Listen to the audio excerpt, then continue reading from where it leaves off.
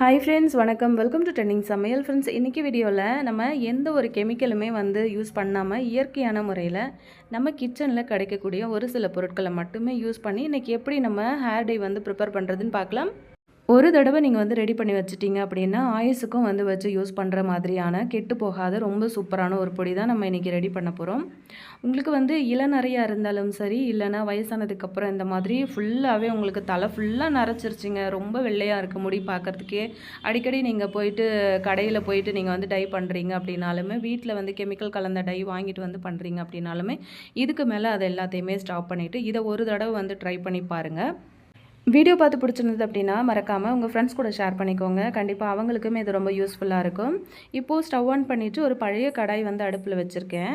இப்போ இதில் நம்ம என்ன முக்கியமான பொருள் சேர்க்க போகிறோம்னு பார்த்தீங்கன்னா கருஞ்சீரகம் தான் எடுத்திருக்கேன். கருஞ்சீரகம் கண்டிப்பாக நம்ம வீடுகளில் வச்சுருப்போம் இல்லையா, இல்லைனாலுமே நமக்கு கடைகளில் ரொம்ப ஈஸியாக கிடச்சிரும்.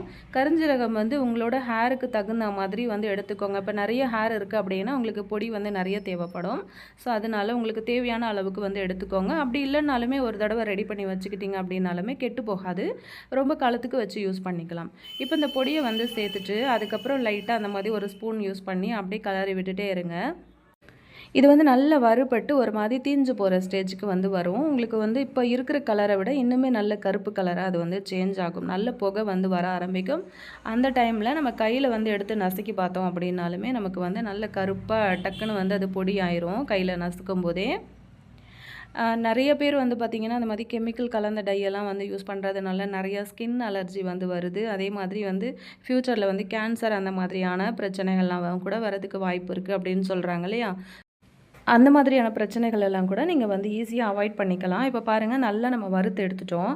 லைட்டாக அந்த மாதிரி கையில் வச்சு நான் பொடி பண்ணி காட்டுறேன் பாருங்கள். கையில் எடுத்து நம்ம நசுக்கும் போதே நல்லா அது நசுங்கி கலரே சூப்பராக சேஞ்ச் ஆகுது. அந்த கருப்பு கலர் அப்படிங்கிறது நல்லாவே கையில் பிடிக்குது. அது மட்டும் இல்லாமல் இதை நம்ம தண்ணி ஊற்றி கழுவினோம் அப்படின்னாலுமே இது போகலை. நான் உங்களுக்கு பண்ணியே காமிக்கிறேன். இப்போ கையில் நல்லா தேய்ச்சிக்கிட்டேன் இல்லையா, இப்போ கொஞ்சமாக நான் தண்ணி ஊற்றி வாஷ் பண்ணி காட்டுறேன் பாருங்கள். நல்லா அந்த கருப்பு சூப்பராக ஒட்டி தான் பிடிச்சிருக்கே தவிர அது ரிமூவ் ஆகி போகவே இல்லை. அப்போது நம்ம தலையில் யூஸ் பண்ணும்போது நல்லா இன்னுமே ஸ்ட்ராங்காக பிடிச்சிக்கும்.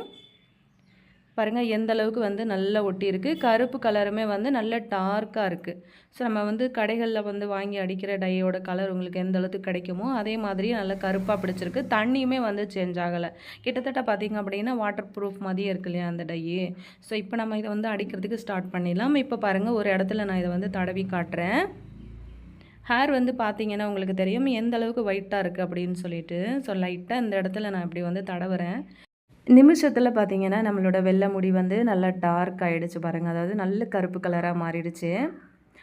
ஒரு தடவை நீங்கள் இந்த டை போடுறதுக்கு முன்னாடி உங்கள் ஹேர் இப்போ ஆயிலாக இருக்குது அப்படின்னா நல்லா வாஷ் பண்ணிக்கோங்க. ஷாம்பு போட்டு ஃபஸ்ட்டு வாஷ் பண்ணிக்கோங்க. இந்த டை அப்ளை பண்ணதுக்கப்புறமா நார்மலாக நீங்கள் ஹேர் வாஷ் பண்ணலாம். ஆனால் ஷாம்பு அந்த மாதிரி எதுவுமே போடாதீங்க. அந்த மாதிரி போட்டிங்க அப்படின்னா உங்களுக்கு போயிடும். ஸோ இப்போ நம்ம என்ன பண்ணலான்னு பார்க்கலாம். ஒரு மிக்ஸி கப்பு எடுத்துக்கோங்க. எடுத்து இதை பொடி பண்ணிக்கோங்க. இதை நம்ம அரைக்கும் போதே லைட்டாக எண்ணெய் விட்ட மாதிரி பிசு பிசுன்னு இந்த மாதிரி தான் அரைஞ்சு கிடைக்கும்.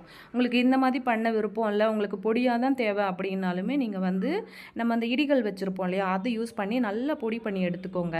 நல்லா அது உங்களுக்கு நல்லா ட்ரையான ஒரு பவுடராக கிடைக்கும். மிக்சியில் அரைச்சிங்க அப்படின்னா நல்லா திக்காக அப்படி உங்களுக்கு கிடைக்கும். எப்படி செஞ்சாலுமே உங்களுக்கு அது கெட்டு போகாது. இப்போ இது கூட நம்ம என்ன சேர்க்க போகிறோம் அப்படின்னு பார்த்தீங்கன்னா கத்தாழை இருக்கு இல்லையா, ஃப்ரெஷ்ஷான கத்தாழை ஜெல் இருந்ததுன்னா சேர்த்துக்கோங்க. அப்படி இல்லைன்னா நீங்கள் கடைகளில் வாங்க கத்தாழை ஜெல் இருந்தாலுமே சேர்த்துக்கோங்க. இப்போது ஒரு சின்ன பவுலில் இந்த பொடியை மாற்றி எடுத்துக்கலாம். இது கூட கொஞ்சமாக தேங்காய் எண்ணெய் தான் நம்ம ஆட் பண்ணிக்க போகிறோம். கண்டிப்பாக இந்த 3 பொருட்களுமே நம்ம வீட்டில் இல்லாமல் இருக்காது. தேங்காய் எண்ணெயும் நிறைய ஆட் பண்ணணும் அப்படின்லாம் கிடையாது. சும்மா ஒரு ஃபியூ ட்ராப்ஸ் ஆட் பண்ணிக்கோங்க. இப்போ ஒரு ஸ்பூன் யூஸ் பண்ணி நல்லா இதை பீட் பண்ணி எடுத்துக்கலாம். நல்லா அந்த 3 பொருளுமே ஒன்றோட ஒன்று நல்லா மிக்ஸ் ஆகிட்டு நல்ல ஒரு பேஸ்ட் மாதிரி உங்களுக்கு கிடைக்கும். ஸோ பாருங்கள், இந்த மாதிரி கிடச்சிருக்கு இல்லையா. ஸோ இதை தான் நம்ம இன்றைக்கி தலையில் அப்ளை பண்ண போகிறோம். இந்த மாதிரி ரெடி பண்ணிவிட்டு கூட நீங்கள் ஃப்ரிட்ஜில் எடுத்து கூட ஸ்டோர் பண்ணிக்கலாம். இதை நீங்கள் கொஞ்சம் நாளுக்கு வச்சு யூஸ் பண்ணிக்கலாங்க, கெட்டும் போகாதுங்க. ஸோ இப்போ நம்ம இதை அடிக்கிறதுக்கு ஸ்டார்ட் பண்ணிக்கலாம். கையில் பார்த்திங்கன்னா வேணும் அப்படின்னா கண்டிப்பாக க்ளவுஸ் யூஸ் பண்ணிக்கோங்க. ஏன்னா அவங்களுக்கு கையில் நல்ல கருப்பாக பிடிச்சிக்கும். ஆனால் நம்ம சோப்பு போட்டு வாஷ் பண்ணோம் அப்படின்னாலுமே போயிடும் நல்லா. இருந்தாலுமே அந்த நேரத்துக்கு கருப்பாக பிடிச்சிக்கும் கையில். ஸோ அதை அவாய்ட் பண்ணுறதுக்கு வேணும்னா க்ளவுஸ் யூஸ் பண்ணிக்கோங்க. இப்போ நான் கொஞ்சமாக கையில் எடுத்திருக்கேன் இல்லையா, இப்போ இதை நம்ம அப்ளை பண்ணிடலாம் தலையில்.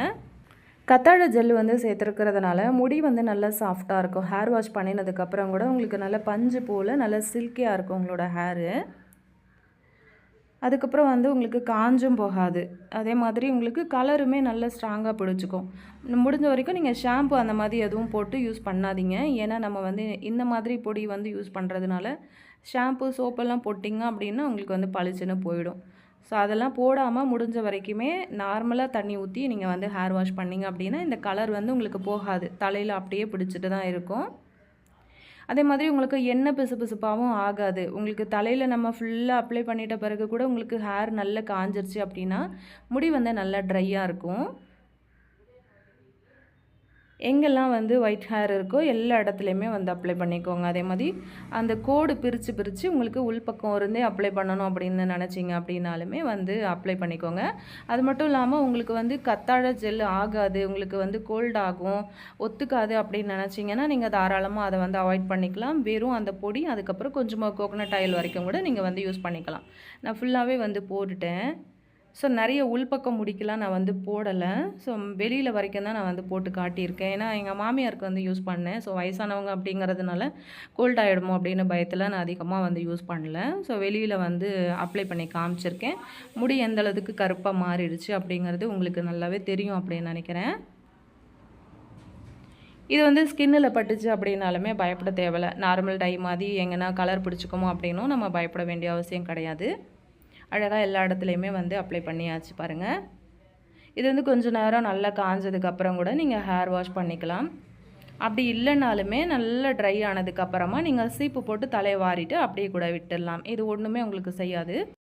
இது யூஸ் பண்ணுறதுனால எந்த விதமான சைடு எஃபெக்ட்டுமே உங்களுக்கு வந்து வராது. ஸோ தைரியமாக நீங்கள் வந்து யூஸ் பண்ணிக்கலாம். இல்லை நிறையா இருக்குது அப்படின்னாலுமே யூஸ் பண்ணிக்கலாம். இல்லை ஃபுல்லாகவே வந்து வயசானதுனால ஃபுல்லாகவே முடி வந்து நரைச்சிருச்சு அப்படின்னாலுமே நீங்கள் இதை வந்து தாராளமாக யூஸ் பண்ணிக்கலாம். நல்ல கருப்பாகும் உங்களுக்கு. நான் வந்து இன்றைக்கி அதிகமாக போடலை. ஸோ கொஞ்சமாக தான் யூஸ் பண்ணியிருக்கேன்.